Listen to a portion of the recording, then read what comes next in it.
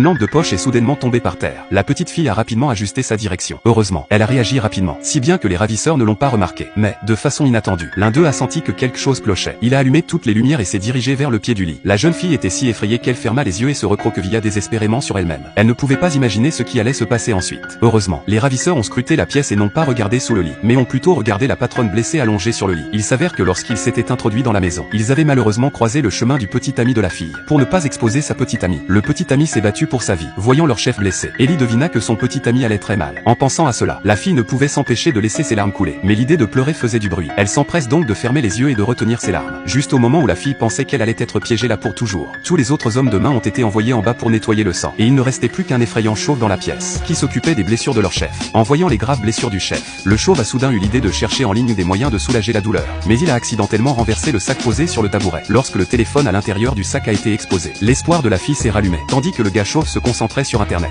Elle a délicatement ramassé un bâton en bois et l'a étendu lentement, essayant de tirer le sac à dos vers elle. Mais elle ne s'est pas rendu compte que l'extrémité du bâton était trop épaisse, et elle n'a pas réussi à accrocher le sac. Même après une demi-journée d'efforts, voyant l'espoir devant elle, la fille ne voulait pas abandonner cette seule chance de survie. Lorsque l'homme chauve ne regardait pas, la jeune fille a pris une décision folle. Elle prit une grande inspiration et sortit la tête du lit. Voyant que le chauve ne la remarquait toujours pas, elle a attrapé le sac à dos avec encore plus d'audace. Mais au moment où elle a enfin réussi à attraper la sangle du sac,